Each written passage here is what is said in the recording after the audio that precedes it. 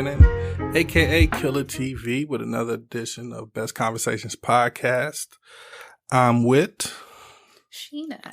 Hello, Sheena. Hello. Nice to finally meet you. I know, it's nice in real life too, when you follow somebody who's long time on social media, right? And then you meet them in real life. You look. Did I live up to the hype that I put out on social media? You know how you see somebody like, that's how. Yeah. Okay. We'll definitely see by the end of this conversation if you live up to the hype. Or that's why I wanted to have at least the picture. Yes. Okay. The tweets. Gotcha. The tweets are what we're here for. The tweets, your business. Okay. The whole nine. Gotcha. I definitely, you don't give a F. So I do actually. You seem like you don't give a F. I mean, it's of course you care, but it's strategic. Okay, we'll talk about it. So Sheena is my guest this week for Best Conversations podcast. Little background of her: she's a self-made entrepreneur. She served in the Air Force for 20 years. Not 20. That's what it says here. No, it shouldn't say 20. I haven't been After serving in the Air Force, she moved to corporate America. Mm-hmm. Okay, you're right. It doesn't say that. So how long did you serve in the Air Force? I was in the Air Force for 3 years. For 3 years. Okay, yeah. So now you in corporate America. I am in corporate America. All right. 20 years of corporate leadership. Gotcha. I think is where we were going with the 20 years. Okay, gotcha. Exactly. Okay, and she has her own business. Mm-hmm. Tell people about your business. I own SheenBalla. SheenBalla is a custom bracelet company that we like to use to express your uniqueness and beauty. So whatever that looks like to you, we want to be able to display that on your person. Or we also are into wholesaling and retailer. So giving stores the opportunity to create something unique to their brand and their location under the SheenBalla umbrella. So that has been something that's been pretty fun. So SheenBalla is a pretty good. And also you do like the wedding things too? So I work as almost like a contractor with Onay's Engagements here in Greensboro, North Carolina, where we celebrate love beautifully. So I have a very terrible habit of taking on things that I really like doing, and I will change my entire life, to do that thing. So as I've gotten older, I said, okay, let's maybe not, change the world for something you're interested in. Find a way you can help someone do the things that they love to do. So Onay's Joanna, she's the owner, and her work is something that I admire a lot. And then she was, fate happens, things happen. I was doing makeup for a mutual friend. Well, we were vendors for a mutual bride, and she ended up needing some help, just kind of at random. I was like, oh, I'll hang out and help, and we ended up like redo. She does floral decor and wedding decor, luxe weddings, so table layout and tablecloths and flowers and things like that. So we spent the day, and I really enjoyed it. I was like, look, if you ever need me, let me know. So it has grown into just something that I have learned I enjoy doing. I get 1 or 2 weekends to go to a wedding, and it's so beautiful, and we can cut flowers, and to transition something from like a bare venue to something that is going to be remembered for their lifetime. That's really cool. So that's kind of how I got into floral decor with Onay's Engagements. And also you're a podcaster. I used to enjoy listening to the Momcast. Yes, 10 to 2 Momcast. And also that other podcast you was doing where y'all was kind of having the date night conversations. Yes, I love to talk, child. Yeah, that one was very You spicy. like date night? Yes, date night conversations was fun.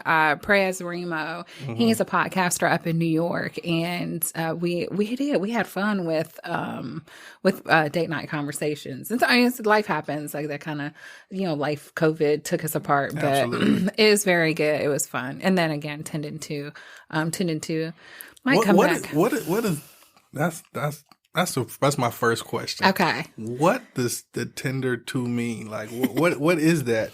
Tending to. So, when I was little, my auntie Rhonda would tell me, I'd be like, Auntie Rhonda, what you doing? And she'd be like, tending? I'm like, tending to what? Tending to my business. Mm-hmm. All the time. I was the nosiest little kid. Really? So when I created social media, especially when I created my Twitter, That's why I say Tinder. I don't have Twitter. I mean Tinder. But when I created my Twitter, I was like, okay, I'm just here to mind my business. I'm just here tending to my own business. So that's kind of how it came about as far as, where it came from on Twitter. And it just, matching everything else across. And then as it, as like Twitter grew and Instagram grew, the podcast came along and I'm still like tending to, but now I have 2 kids and, it has a little bit of significance. So now I'm tending to my 2 boys because tending, you can, dope. Tend to your farm, you tend to things you want grow. So now I'm tending to my boy and all the other things that I be doing, Right. So I'm just tending to. Dope. I never knew what it meant. I always see it. Yeah. So let's go all the way back to bring us all the way forward. Okay. You grew up here in Greensboro? I actually did not. My mom was in Greensboro when I got out of the military. She lived here. She worked for a company that was here. And when I got out of the military, like, I'll go home to mom. But at the time she lived here. I come from a military family. Both of my parents are Air Force. So we kind of lived all over the place. So what would you call home? Where were you? I don't know. Virginia, I think. Probably Southern Virginia, where my grandparents retired. What part of Southern Virginia? Really like the rural area in between like Chatham and South Boston, like out in the sticks. Okay, got you. So, like out in the county, Pennsylvania County area, that's where my grandparents retired. So, but my parents, I was born in Fort Lauderdale, Florida. My grandmother, my dad's mom, they're all from St. Vincent and Barbados. So they immigrated over here, I don't know, probably the late 60s, 70s or so. Mm-hmm. And my grandmother took a job in New York and then she settled. He retired and then the person she took care of, and he retired in Miami, Florida. So my dad and all his brothers, they're all growing up from Miami, Florida. So when I spent time there, that's where I spent the time. So probably equal time between Virginia, the Newport News area is where my mom lived for a long time, where she grew up at. So between like the Tidewater area and Florida, always by the water. Gotcha. As a kid, was you always ambitious? Was like what was on the walls, like in your room, like what was the first things that you strived and wanted to be as a child? I don't know. That's hard to say. I just wanted to be a kid. The first thing I remember like thinking of was like some really strappy sandals, like a craft project. So I made some sandals out of like some glitter shoestrings and some cardboard. And they were the cutest little sandals. But my mom is extremely crafty. My mom, she can do this and make everything. You're like, how? She just has like the Midas touch. So I think years of watching her is kind of, transforming into her. You always end up like your parents. But I don't know. I want to say I wasn't really, I didn't grow up in a situation where it was like work. We, like my family, everything was fun. Okay. Like, okay, we have fun. Yeah, my parents had a job, you know what I mean? My mom had a job. My grandparents, they were close to retirement. My grandfather retired and he had always been a barber too. Like, you got to have a side gig, Right. Absolutely. And he was a side gig at the neighborhood barber. So just kind of learning from him and watching him. And it still was never like he was only a barber because he wanted to be a barber. He enjoyed the, fellowship of the other men, the boys, and, those types of things. He could fix anything. It was the hub for their neighborhood and all of that, So I can't really say that I wanted to be anything other than, like a kid. Gotcha. I never really grew up. I mean, I liked airplanes a lot and I thought it'd be cool to be a pilot. So I think that's kind of what pushed me a little over into the Air Force. But after that physiology test, and you end up like throwing your guts up. And so you jumped out of planes and all that? I get in the plane, I sit down, that's it. Okay. My body is not going to handle anything that I would have to do to be any kind of stress on an airplane. I struggle sitting in the back seat. So I learned very quickly that Sheena's tour of life was not going to be in the skies. Really? I mean, I don't mind flying. Did it end gracefully or? I mean, I wasn't the pilot. I was just the rider. I just had to test. I mean, like your tender with the Air Force. Oh, yeah, it was fine. Oh, yeah. We just quickly cross-trained into something that Sheena was more fitted for. Absolutely.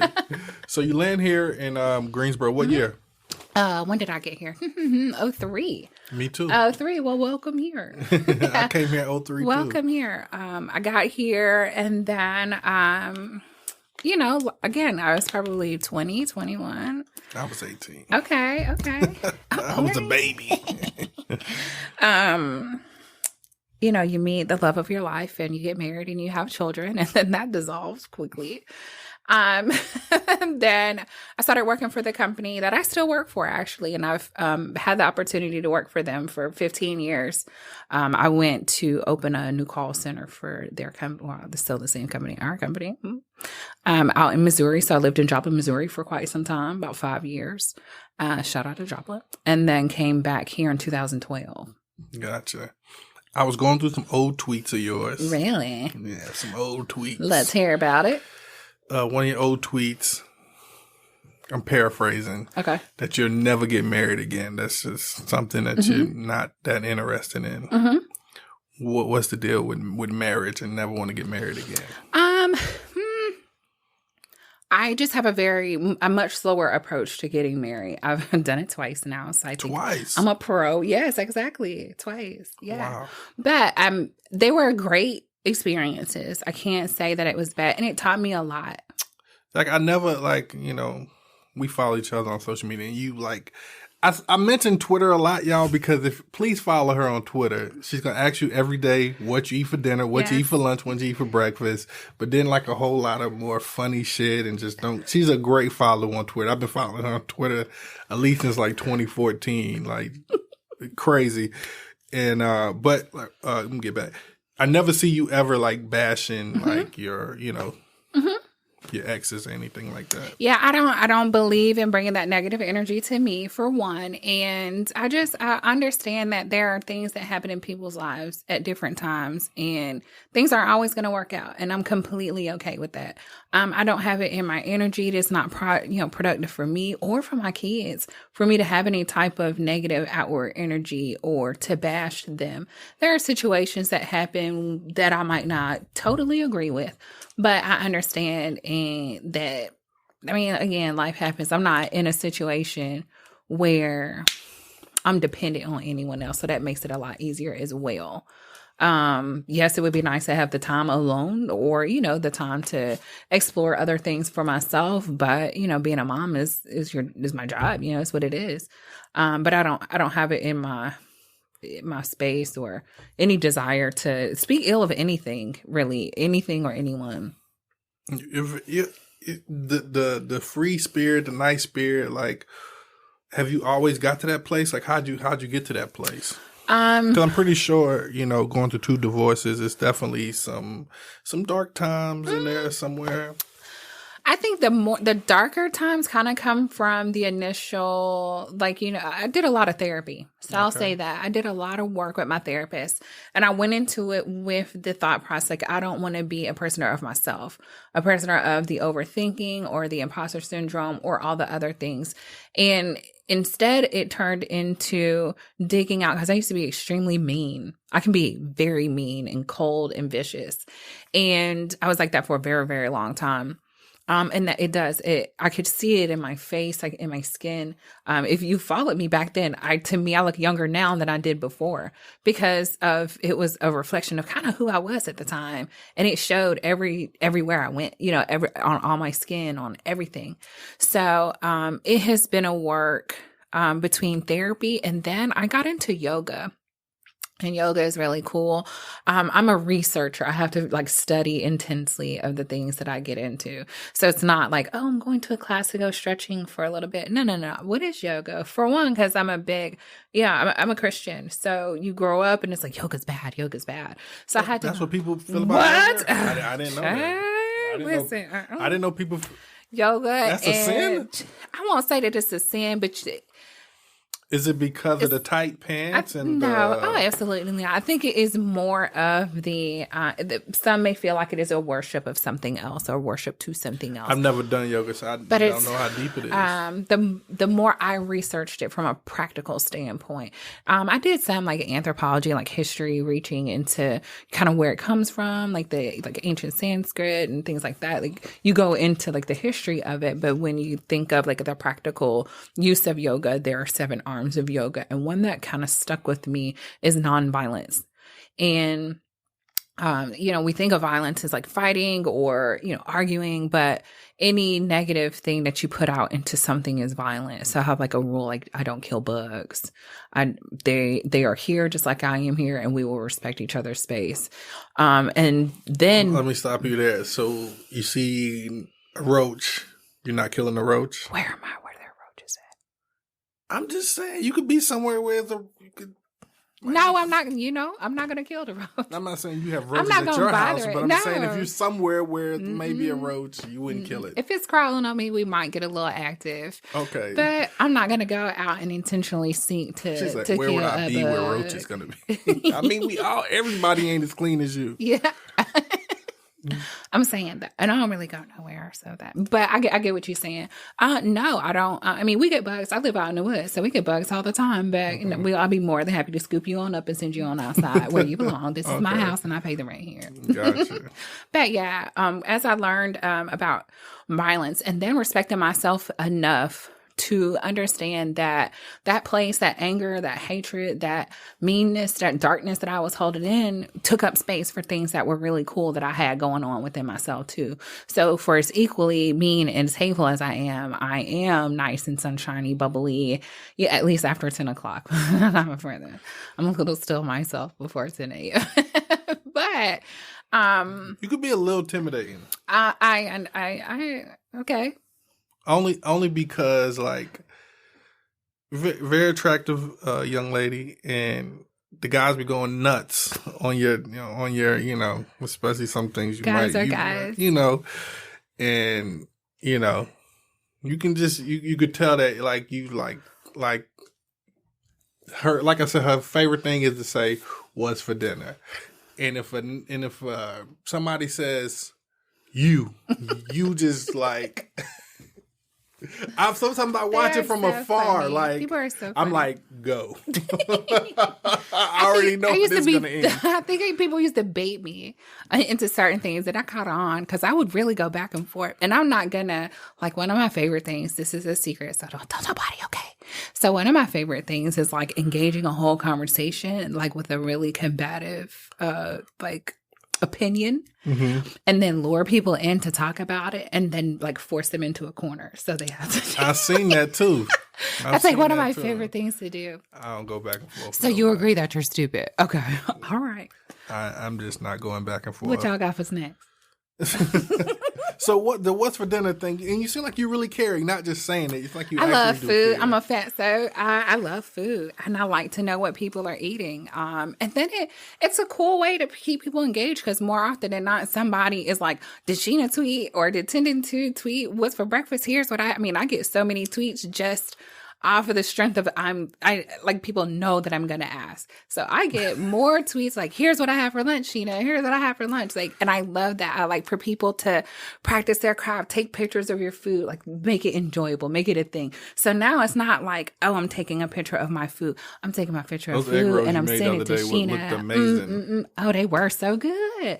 We always do Taco Tuesday. So we did taco egg rolls. And let me tell you, I spatchcocked that chicken. It was so good. I got another one. I'm gonna do it just to have because it was so good. Yeah. I love to cook. My mom is a chef. For real. So that's why I'm not gonna say I love to cook because she's a chef, but I've always had great food. So anything less than that is just, I can't do it. So I have to like stay up on my game when it comes to cooking because I got to keep the experience, even for myself. Gotcha. We're good on time? Are we closer to 30 or? Like 22 minutes. 22 minutes, okay. Gotcha. Now, let's get into your business endeavors. the cool ass bracelets and yes. How did that start and the growth of the business as well? So when I first moved back here, one of my friends, they always wore a bracelet. And I was like, dude, where you get that bracelet? And he was like, oh, I got it from Caps Urban Wear. So I went over there. What's up, Caps? What's up, Caps? So that circle is, I mean, that the whole story is a cool circle. So that's where I originally saw the bracelet. And I was like, oh, that's a dope ass bracelet, but I ain't paying this. It's a little half of my pockets. So I figured out how to make the bracelet again, because like super crafty. And my friend he was like, yo, those are dope. So I did a couple and put them like on Facebook or something. And people was like, yo, how much are those? I was like, $10. I don't know. So it started off like that. And then, kind of got into a rhythm, and I only like did, post on Instagram and Facebook about it. And then it kind of, I mean, it was doing fine, but then it got to a point where it wasn't fun anymore. It wasn't a hobby. It was just like, can you make me this? Can you make me this? Can you make me this? And I'm like, but it started off as a hobby. So I kind of fell out of love with it for a while. Packed all my stuff up. Life goes on. We get, meet the love of your life again. You get married, you get pregnant, and, you put those things away, and then life happens again. And it's like, oh, I need another income in the house. Where can I make more money? So I dug into the closet. I said, you know what? I'm going to make 10 bracelets and see what happens. I made 10 bracelets and I uploaded them on Facebook. Now, this is a gap of probably 2013, 2014 to 2017. So yeah, just a gap of 3 years. I just completely took off of SheenBalla. And I fired it back up, threw them on Facebook, and they were gone that night. I was like, okay, all right. The people have spoken. And we went quickly from that to ramping up to working with eBay and the eBay Retail Revival Program that we worked with the city of Greensboro. So if you go downtown to City Hall, you'll see there's a kiosk there that has SheenBalla in it. That's dope. That's dope. It's pretty really fun dope. stuff. And then it has spread, across the city. It became a thing, like a competition in a couple of places, like who got the most SheenBalla. And it just continues to grow. We put a look behind it, did some brand work, brand marketing with Get Glorified. Lori Pogue, the owner over at Something Borrowed. We work very closely with Cheese Appendix Brown and Lady Business. So I've had some great mentors along the way. I've had some great folks to really help me promote my brand and really kind of clean up what it looks like to be SheenBalla. And one day I was at the gym and Caps walked in. I was like, let me tell you a little story. Because now I'm kind of big, So let me tell you a story. So I kind of told him how I got into the bracelets. And I was like, well, do you still have those bracelets there? He was like, nah, we been gave up those bracelets. I was like, well, look, let me put 10 in your store and see what happens. Oh, that's cool. So that is how our wholesale Cap's such a cool dude, too. Yeah, that's how our wholesale program started, is back at Caps, where it all originally started. And that has been super successful. So we are in Caps Greensboro, and we're in Caps Raleigh. And Caps Raleigh, Raleigh, I got to give it to y'all because y'all love y'all some SheenBalla. Raleigh shows out. Raleigh, Durham, they don't play around with that SheenBalla every day. I got my SheenBalla from Caps. Okay, y'all. Okay. So that has been really fun. And then the connection to the community. We did some, fundraising for Bennett when Bennett was going through the accreditation thing that they had a couple of years ago. We worked with Miss High Point, Miss North Carolina, for the Miss America pageant. We worked with them. And just, various things that we see that our community needs, we try to help meet that need. I think we're going to do something cool for Christmas, but SheenBalla just kind of gives me a way to kind of keep connected and then keep supportive of other businesses. A lot of other businesses use SheenBalla because we do custom stuff. So we can make a bracelet to match your company. We can make a bracelet as your corporate gift. You want to send your top 10 clients a gift for Christmas. We got you.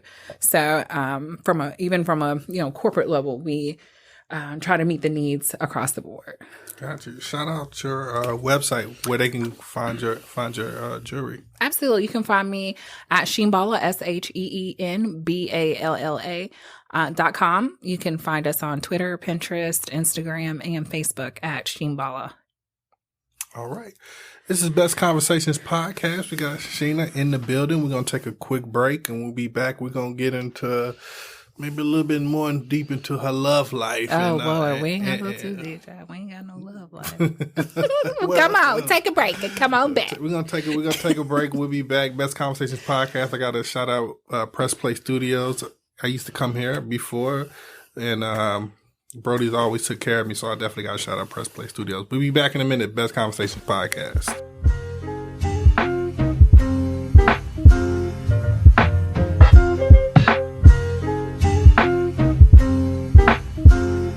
Yes, we back. Best Conversations podcast, episode 57. I'm Kayvon McKinney, aka Killer TV, Still with Sheena. Still with Sheena. Still with me. So she had a question for me.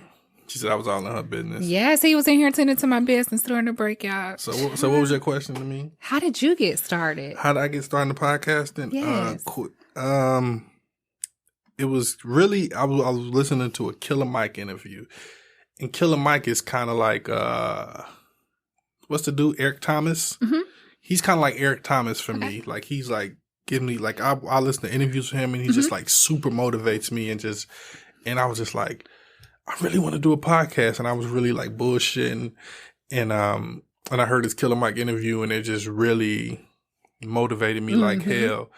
And for a long time, I always wanted to like be a staple in the community, like, come to like events and like, and I'm really intrigued by people's stories, was really intrigued about how people got to where they got to.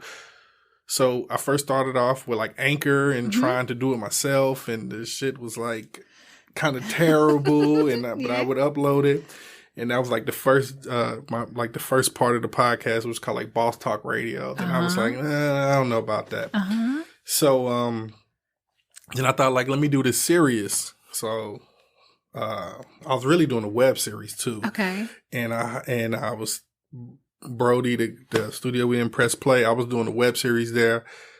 Just, that's some whole nother story. But then eventually start rocking with Brody. Then, his quality was so great. And then I thought like, for me to really take it serious, I'm going to have to invest in myself. Right. So that's what I really did. And then now we got some really dope interviews. Like nice. If you got some really dope interviews, we did the B-Dot interview at his studio. But okay, Ramsey.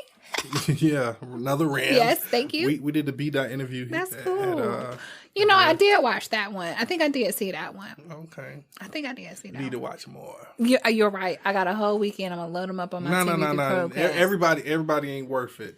Everybody. I mean, just some. I would just recommend some of the people. I'm gonna send those to Chromecast so Petey can watch them at home. I had to leave the TV on for the dog at the house. I would just recommend the people like just throw down and you will definitely see some people that you would recognize. Absolutely. So but I wouldn't tell you to listen to I got you. The little rapper. Now I ain't gonna say little, but you love that darn little now. That word little. That word little. All right, let's get into some little. What's your little dirty habit that you have? What's a dirty habit? A dirty habit. And you can ask me, and I'll give you mine too. I ain't gonna just put you on the hot spot. That I have. Is it chocolate cake? Oh, one of those kind of dirty. Okay. Whew, I'm glad you clarified. Yeah. It's cookies. Cookies. I love cookies. Cookies. Chocolate chip cookies. It's my dirty little habit. Dirty little habit. Cookies. I think mine is probably just procrastination at its finest. I got you. I can feel that. Like sometimes I go down these rabbit holes of watching YouTube videos, and it might just go on for like hours on hours on hours. I feel that. So in school, and I have one class that I love all the content, but she'll upload like one PDF, and it'll be like the Queen Mother, Hannah, or whatever you call it. And, it'll be like 50 pages, and she's like, read chapters 1 and 2, which is like 7 pages. But I'm like, bro, this is so good. So I read like 50 pages, and I can lay there for just like hours. I mean, I guess maybe like excessive reading isn't a bad thing, but I can just really get lost down a rabbit hole in just reading. It doesn't even matter what it is.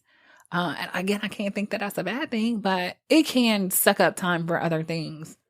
That's for sure. Gotcha. Now, I'm just judging from your Twitter. Okay. Seems like you're celibate right now. Mostly. Yeah. Okay, gotcha. Stop me anytime. I don't have to stop you. I told you got free reign. Okay. Well, I don't want to say anything. But how did you kind of get to that space of, because you say shit like, I would love to have sex right now, but it ain't fuck in the that stars, shit. right? Yeah. It don't be in the stars. I kind of got to a point where casual sex wasn't really, I don't even, but then I also really love my own space.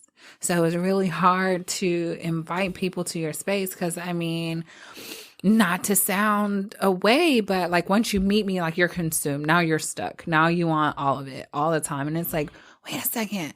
That's men though. Sleepy. That I don't know. I don't know.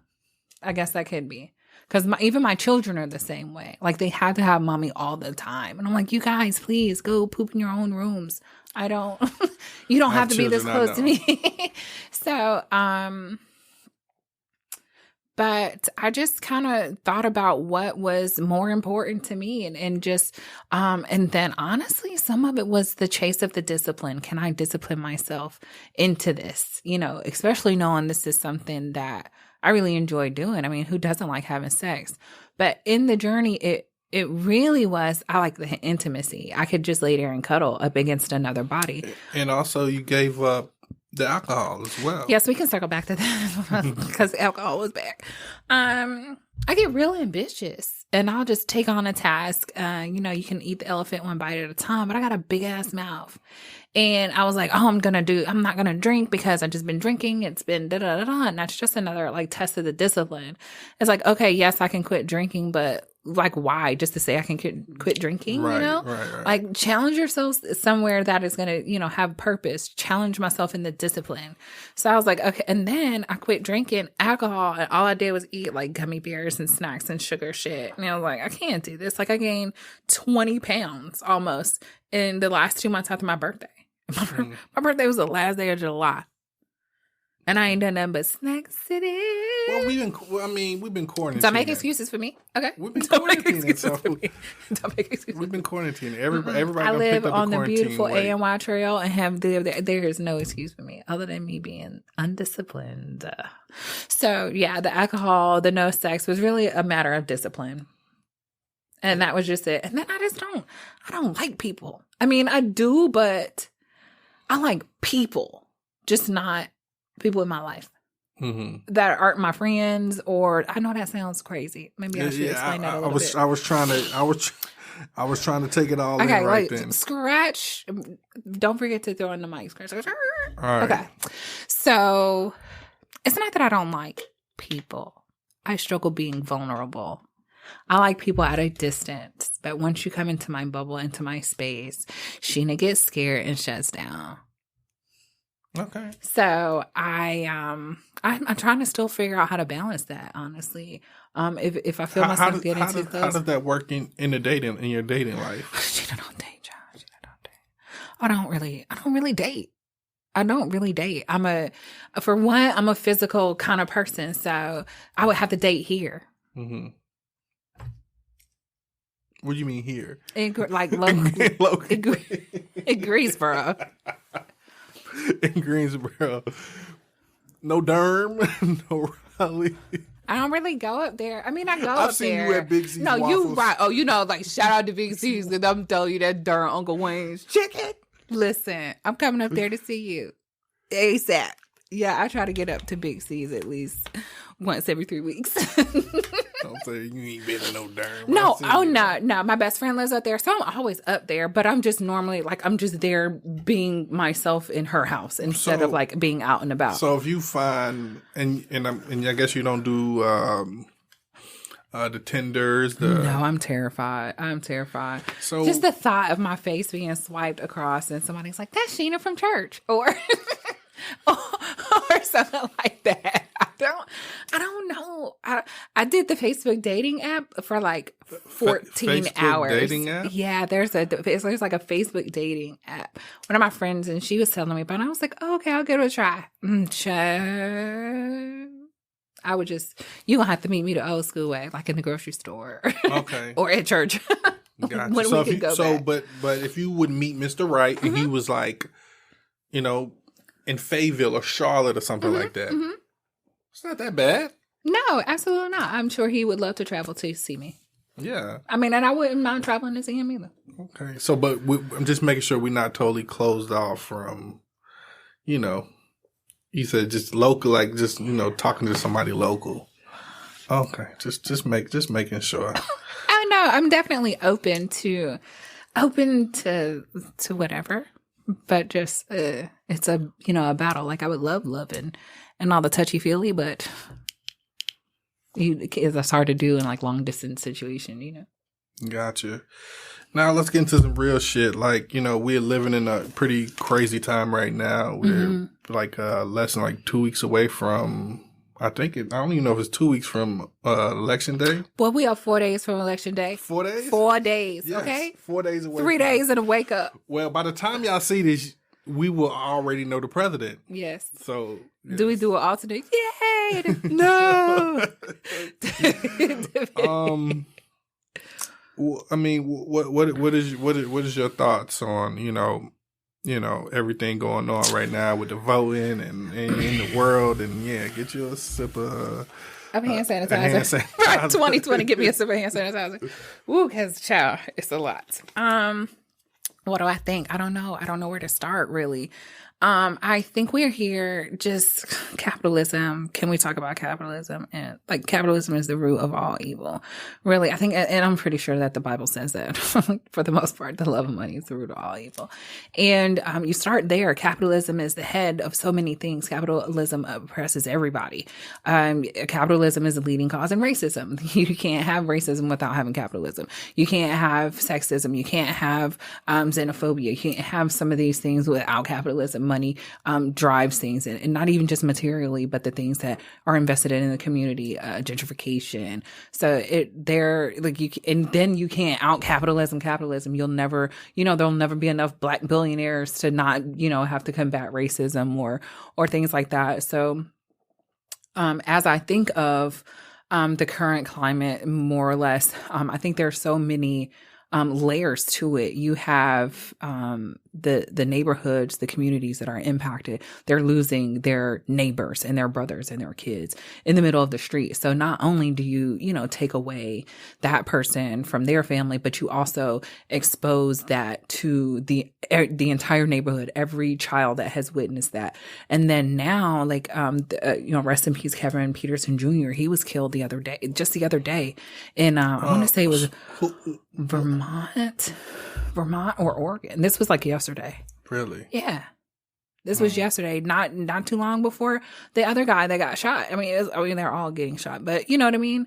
Like every time you look up, and then some days it's an explosion worth of, oh my God, George Floyd, like that was huge. And then you hear of, like I said, Kevin Peterson, or even here locally, 24-year-old Ann Rodriguez. She was found dead in a jail cell. She was there, battling an overdose. It's kind of what it seemed like in the article. I'm just completely paraphrasing the article.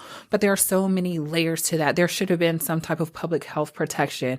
If you know that this woman is drunk, she's clearly incapacitated, there should have been some other medical treatment advice instead of putting them inside of a jail cell, So there's so many places that feeds into locally, and then at the national level with the president-ish thing that we have. It's just a failure and a collapse. Like the greed I think the greed consumed them until it was this giant ass orange snowball, and it's like it was a train that can't stop. Mm-hmm. So hopefully Tuesday. I don't have a lot of faith. By the time y'all watching this, hopefully we have a new president. Hopefully I'm right. We have a new president. And you're raising two young boys. Mm-hmm. another old tweet I remember seeing you said that you wasn't gonna send them back to public or to school. I don't know if public school or regular school, whatever. And you're homeschooling. You know, how is important for you, you know, raising these two young kings, you know, knowing everything going on out there in that world, like you know, one day, you know, see, one of your sons seems, you know, a little bit older. He's 16. 16. Wow. Do you are you up at night every time he walks out that door? Or how you feeling? I was for a long time, but then I have to remember I'm a Black woman. So, I mean, that when you consider that in the aggression category, I'm not putting one or the other, but I understand what it's like to constantly worry and constantly fear. And I have 2 boys, and there's absolutely no way I could live my life and I could not do detriment to myself constantly worrying about where or what they did. My goal, my role, my job is to raise them in a way that makes them successful to their community, that brings a positive impact to their community. And that's the only that's the only thing that I can do is support them. I can't ever, at the end of the day, everybody dies. So that's how the boys are taken away from me, if you know, if that's a conversation, then that will be it. And then we will cross that journey when we have to. I would, you know, definitely advocate for whichever. If, you know, if it's a heart attack, here we come, you know, heart association. If it is gun violence, here we come. If it is drunk driving, here we come. So it really just doesn't. It's not, I can't say that it keeps me up at night. I'm definitely well versed and rehearsed in the impacts that they have. I have to plug in at every single moment because I have to be mindful of their grades. I have to be mindful of their behavior. I have to be mindful of the way that their teachers interact with them because don't get me started on the school to prison pipeline. So, you know, every interaction that they have with themselves and others is something I have to be mindful of. So I'm a little less worried about what the outside can do to them versus how I send them out there to do it. That's amazing. That's amazing. And I know it was kind of deep, so let's get into some fun. Let's get back to some fun stuff. All righty, let's to some fun stuff. Play a little game. Okay. Little game. Okay. Nothing too crazy. All right. Just a couple random questions. Sure. You answer them how you answer them. Let's go. All right. So, first question: LeBron or MJ? LeBron. I don't know. It doesn't matter who else. LeBron. You watch basketball? Next question. Yes. Okay. Yes, I do watch. Okay. And I'm a LeBron James, the person fan. I'm just more of a fan of LeBron and his family, the James family. I love them all. Like my own family is so adorable. I definitely keep up with the Jameses. But yeah, LeBron all day. Not to take away from MJ. I think they're just 2 different people. They're 2 different characters. They're 2 different entities. I don't think it's fair to compare them, especially as people. Yeah. They're both great for themselves. Yeah, I think they're both great in their own right. They don't, you know, we as Black people, we always like to compare Absolutely. stuff, Let's and gotcha. Brown or white? Johnson. What you mean Johnson? What does that mean? Oh, really? That wasn't a joke? Okay, so my first married name was Brown. My second married name was White. So that's why I thought you said brown or white. Oh, shit. Oh, that's funny. Yes, Johnson. But white. No, okay. Color-wise. Oh, shit. White would probably work either way. White is probably the favorite here. White. Damn, that's crazy. Right? That is. I'll tell you a funny little story. The other day, Jackson was like, I'm going to change my name. I was like, you going to change your name? I said, when you going to change my name? He said, my name going to be Jackson Red. And he was like, why is my name White? I don't even like white. I want red. Like, he didn't understand because his last name's White. He didn't understand that he just couldn't change the color of his name like that. And then his brother's last name is Brown. So he doesn't know that people's names aren't. He doesn't realize that people's names aren't colors. He was like, well, I want to be red. I was like, oh, you're going to have to talk to your dad about that. Gotcha. Top 5 favorite, your personal top 5 MCs. Oh, okay. Top 5. Big Crit. I love Crit. Check. You doing good. Doing good. Well, doing thank good. you. Pusha T. Pusha T's dope. I like Pusha T. That's 4. Who else? Can Mobb Deep be an MC? Yeah. We'll put Mobb Deep in there. That's 3. Okay.